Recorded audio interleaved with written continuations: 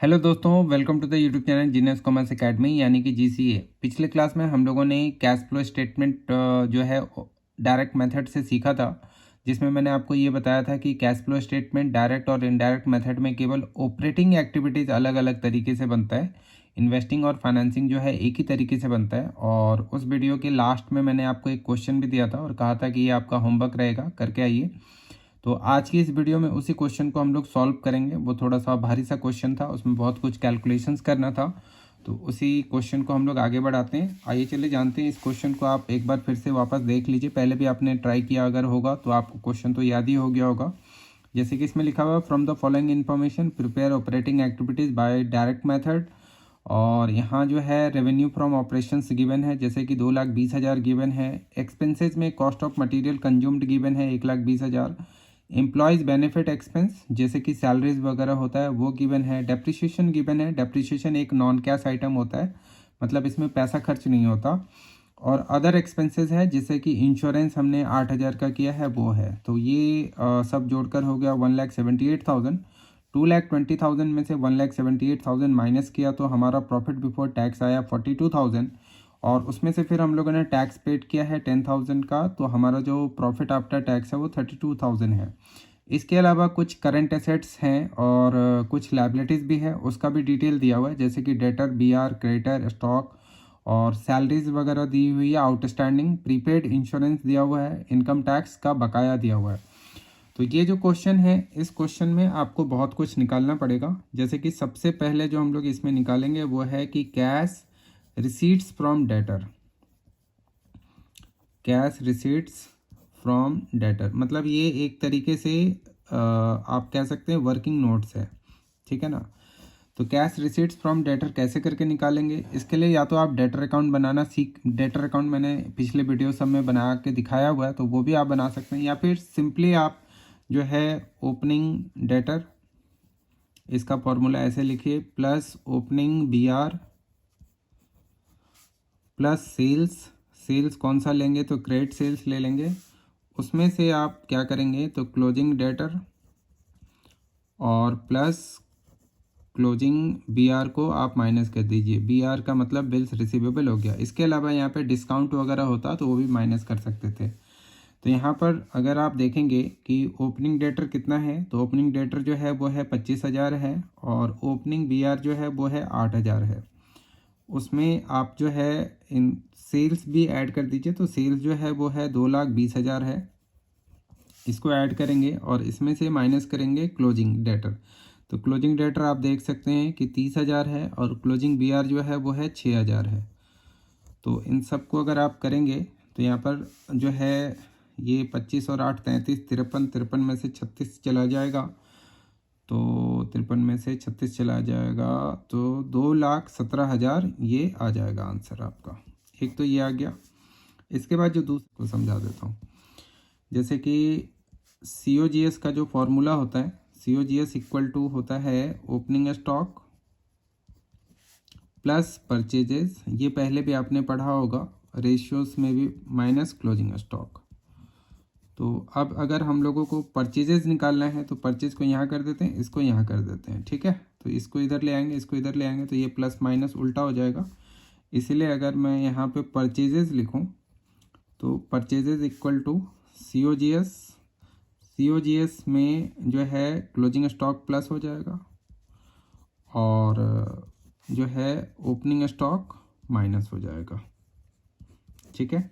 यानी कि हमारा जो क्लोजिंग स्टॉक COGS है वो है 1,20,000। 1,20,000 में आप प्लस कर लीजिए 27,000। 27,000 हमारा क्लोजिंग स्टॉक है और उसमें से माइनस कर दीजिए 22,000। तो अल्टीमेटली जो है 5,000 इसमें ऐड कर लेते हैं। ये जो है 5,000 इसमें ऐड हो जाएगा, मतलब यहाँ पर 22,000 अगर हम माइनस करें, ये जो आ जाएगा ये 1,25,000 हो गया हम लोगों का। तो परचेजेज हम लोगों का आ गया 1,25,000।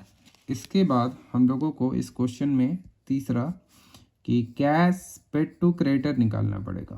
तो cash paid to creditors, cash paid to creditors का फॉर्मूला भी आपको ध्यान रखना है। यहाँ पर जैसे कैश पेड टू क्रेडिटर, तो हमारा जो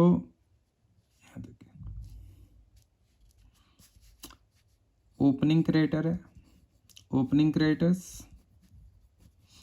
उसमें प्लस कर लेंगे हम लोग परचेजेस और उसमें माइनस कर देंगे क्लोजिंग क्रेडिटर। ठीक, अगर बी आर भी होता तो ओपनिंग बी आर को भी हम लोग यहाँ, ओपनिंग बिल्स पेबल को भी हम लोग यहाँ पे प्लस कर सकते थे और क्लोजिंग बिल्स पेबल को भी हम लोग यहाँ पे माइनस कर सकते थे। मतलब ये दोनों को एक साथ रखना, क्योंकि इस क्वेश्चन में है नहीं। तो यहाँ पर जो ओपनिंग डेटर है, ओपनिंग डेटर नहीं, ओपनिंग क्रेडिटर है, वो आप देख सकते हैं। ओपनिंग क्रेडिटर कितना है, 17,000 है। तो 17,000 में पहले प्लस कर लो आप परचेजेस। तो परचेजेस कितना ऊपर निकाला हम लोगों ने यहाँ पर, 1,25,000। तो 1,25,000 और 17,000 को जोड़ लेते हैं, 30,42 हो जाएगा। 1,42,000, 1,42,000 में से क्लोजिंग क्रेडिटर माइनस कर लीजिए 15,000। तो 1,42,000 में से 15 जैसे ही माइनस करेंगे तो 1,27,000 कैश पेड टू क्रेडिटर्स हमारा यहाँ पर आ जाएगा। यहाँ तक तो ये क्लियर हो गया होगा। इसके बाद जो फोर्थ चीज़ है हम लोगों को निकालना पड़ेगा, कैश एक्सपेंसेस। अब आप कहेंगे क्वेश्चन तो बहुत बड़ा हो गया। जी हाँ, बहुत बड़ा है। कैश एक्सपेंसेस है, चूँकि आउटस्टैंडिंग प्रीपेड भी है इस क्वेश्चन में, तो उन सभी को हम लोगों को यहाँ पर देखना होगा कि हम लोगों ने कितना कैश एक्सपेंसेस किया है। तो आप यहाँ देखिए कि एम्प्लॉयज़ बेनिफिट एक्सपेंस 30,000 रुपये है, तो उस 30,000 को आप ले लीजिए। एम्प्लॉयज़ बेनिफिट एक्सपेंस 30,000 है। 30,000 में आप देखेंगे क्या कि हम लोगों का नीचे है सैलरी आउटस्टैंडिंग है। तो जो सैलरी आउटस्टैंडिंग है वो ओपनिंग 2,000 ऐड कर दीजिए इसमें, और क्लोजिंग 3,000 आप माइनस कर दीजिए। ये outstanding in the beginning, outstanding at the end. तो जैसे ही आप ये करेंगे तो 32 में से 3 चला जाएगा 29। इसका ये मतलब है कि इस साल जो हम लोगों ने सैलरी पे किया है वो 29,000 है। आउटस्टैंडिंग एट एंड ऐड हुआ होगा, outstanding in the beginning minus हुआ होगा, तब ये आया होगा। तो उसको हम लोगों ने उल्टा कर दिया यहाँ पर। ठीक है ना, आप यहाँ से देखेंगे तो आपको ये समझ में आ जाएगा बढ़िया से। 29 और 3 32, 32 में से 2 गया तो 30 आएगा। तो वही 30 लिखा रहता है। और इसके बाद हम लोगों को एक और भी चीज़ निकालना पड़ेगा कि इंश्योरेंस पेड निकालना पड़ेगा यहाँ पर। तो इंश्योरेंस हम लोगों ने कितना पे किया है उसको भी हम लोगों को देखना होगा। जैसे कि 8,000 है और यहाँ पर प्रीपेड है। तो प्रीपेड जो है वो एक तरफ 5,500 है और एक तरफ 5,000 है ही है। मतलब बिगिनिंग का जो प्रीपेड है वो 5,000 है, क्लोजिंग का जो प्रीपेड है 5,500। तो क्लोजिंग वाला इसमें ऐड कर दीजिए और ओपनिंग वाला माइनस। ये सब फाइनल अकाउंट में आप सब ने पढ़ा होगा बहुत अच्छे से, और नहीं पढ़ा है तो फिर तो याद करना पड़ेगा। तो 8 5 13,000 और 13,000 में से 5 गया तो फिर 8,000 ही आ गया। ये हो गया 8,500। और इसके बाद जैसे कि छठा आपको निकालना पड़ेगा कि इनकम टैक्स पेड। तो इनकम टैक्स पेड अगर आप यहाँ पर निकालते हैं तो कितना निकलेगा, देखिए ऊपर आप देखेंगे टैक्स पेड कितना दिया हुआ है 10,000, लेकिन टैक्स का ड्यूज़ भी दिया हुआ है। तो ड्यूज़ में 3,000 ओपनिंग का था और उसमें से 2,000 क्लोजिंग का आप माइनस कर लीजिए। इसका मतलब टैक्स पेड एग्जैक्टली जो है वो 11,000 है। ठीक है ना, इस साल का जो टैक्स पेड है वो 11,000 है। अब ये होने के बाद आपको इसको एक फॉर्मेट में जो है लिखना पड़ेगा। तो चूँकि आपने लगभग क्वेश्चन को सॉल्व कर लिया, इतना ही आपको करना ही था।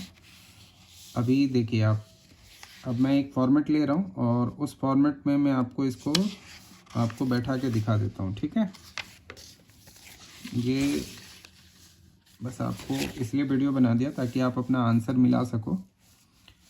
तो यहाँ देखिए यहाँ पर कैश रिसीव्ड फ्रॉम डेटर, इसके लिए हम लोगों ने वर्किंग नोट 1 किया था।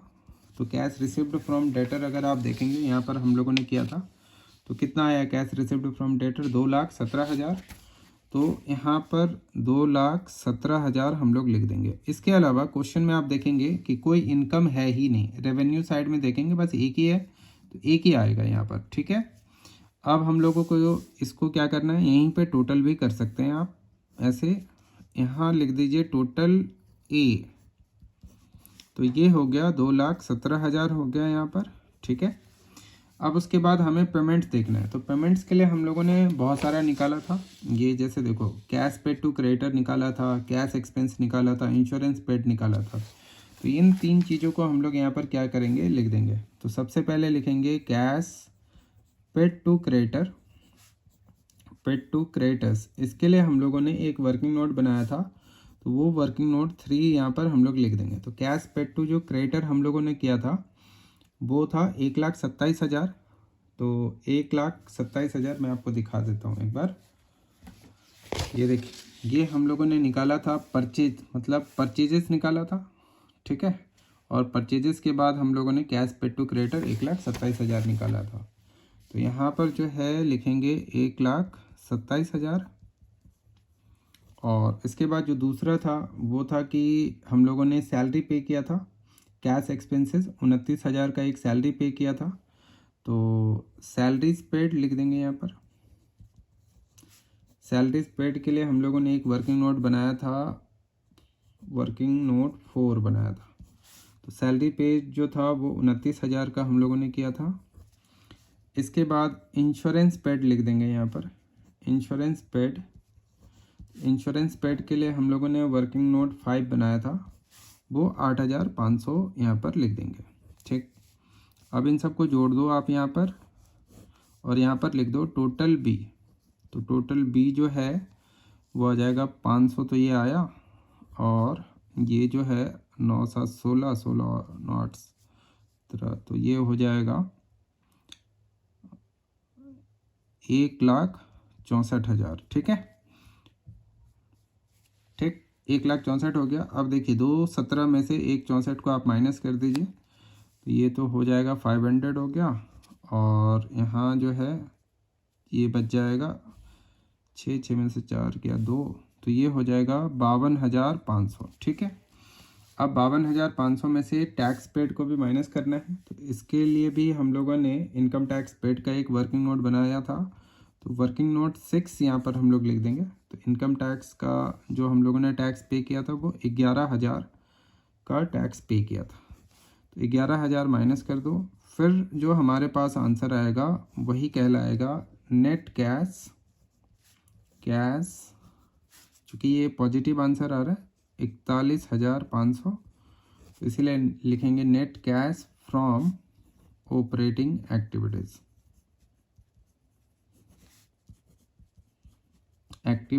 तो ये जो क्लास था ये केवल सॉल्यूशंस बताने के लिए मैंने ये वीडियो बनाया।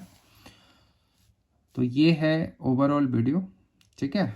और ये सब वर्किंग नोट करना पड़ेगा आपको। ये जैसे डेटर्स से पहले निकाला, फिर आपको ये COGS से परचेजेस निकालना होगा, and then cash paid to creditor निकालना होगा, और इसके बाद ये निकालना होगा। तो क्वेश्चन काफ़ी अच्छा है, आप इसको एक बार और ट्राई कीजिए, और उसके बाद फिर इसमें से आंसर देख के बनाइए। तो आज की इस वीडियो में इतना ही करते हैं, फिर नेक्स्ट क्लास में आगे करेंगे। जो भी आपके डाउट्स होंगे उसके अकॉर्डिंग वीडियो बना दूंगा। तो आज के लिए इतना ही। Thanks for watching the video. Good bye.